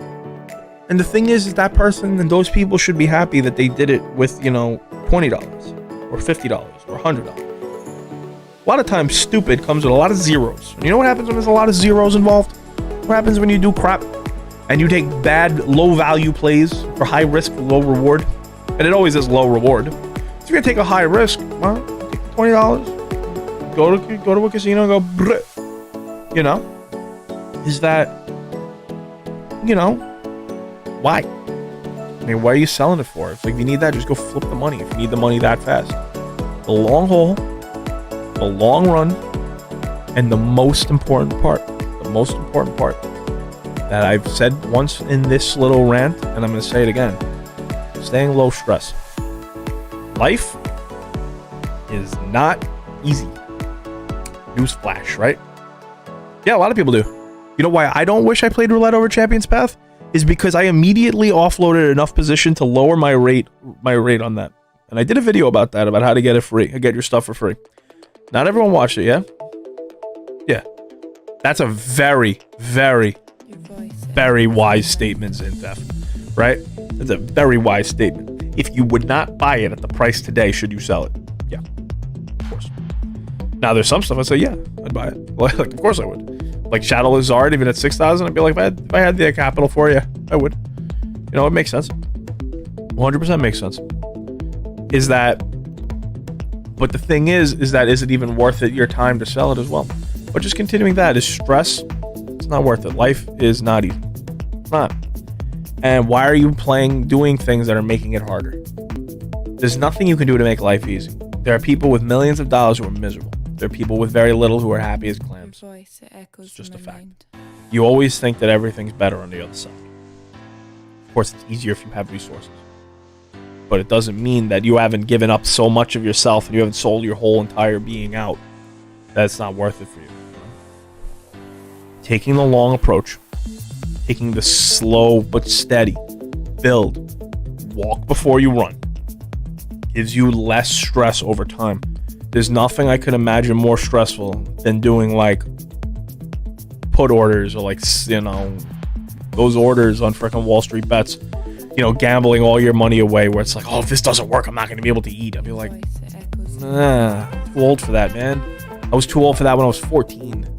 It's too stressful, man. If I wanted to, just go play roulette. You know what I'm saying? Just go put it all on black and hope for the best.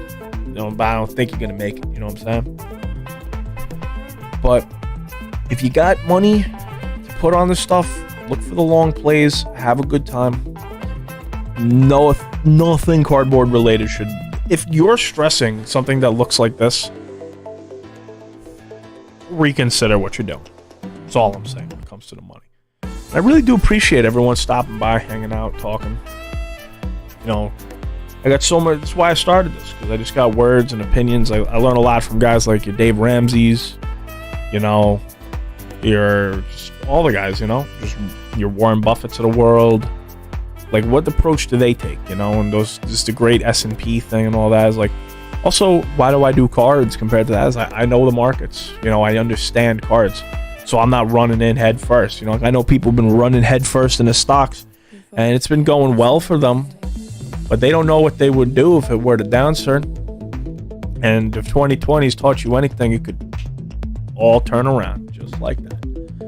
So I'm going to leave the floor open for pack orders on boxbreaknetwork.com. Slow day in terms of that, but that's all right. We're hanging out. We're chilling. We're vibing, as the Twitch community would say. And if there are no more orders by about 10:30, I will call this a stream. I do greatly appreciate everyone on YouTube who's checked it out, Facebook who's checked it out, Twitch who's checked it out. You know, I appreciate everyone who's been stopping by. I mean, it means the world to me. I will never forget the 8 viewer stream when hopefully within a few years we could be at the 80 viewer stream, 200 viewer streams. God help me if I ever have 1,000 people listening to me rant about holding and playing the long game and just thinking about it over the long term. It's just how Pokemon is. It's just how this is. But it's not just about Pokemon. It's about value. It's about accruing value and equity over time, you know? You want a Raz. See, I can't talk about Razes on this. I don't want anyone to know. What'd you win, though? What did you win? Speaking of roulette, you could have put $50 on a Raz. Let me know what you won. I'm excited to hear about it.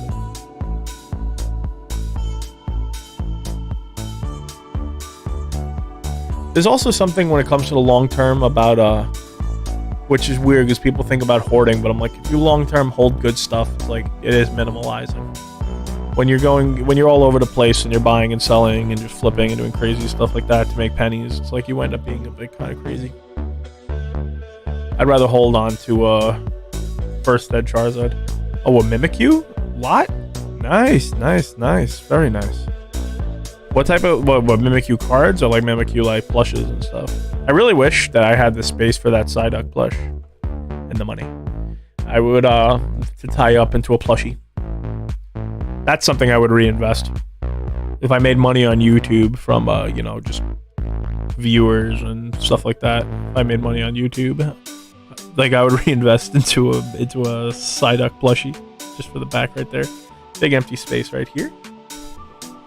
Psyduck plushie. Yeah, I'm excited to see what it is. Let me know. All right, so hitting refresh one last time. It appears there are no more orders in. So, with that said, I appreciate very much everyone who stopped by. If you're on Twitch, please, if you could be so kind and you have not already, hit the follow button. If not, it's fine. It's cool. If you're on Facebook, like the page. If you're on YouTube, subscribe to the channel. It's great. Doing these multi-streams, I will never take Twitch affiliate. I don't like signing contracts that prey on people that think they're making something out of having two people. It's like I could just have bots, and then they don't let you multi-stream. I like being able to have people from YouTube and Twitch and all that, and no problems. That's what I like to see. I don't sign contracts that I have. I fully read the Twitch affiliate. I'm good. With that said, thank you all very much for watching. And if you want to place orders, I will be streaming again Friday night.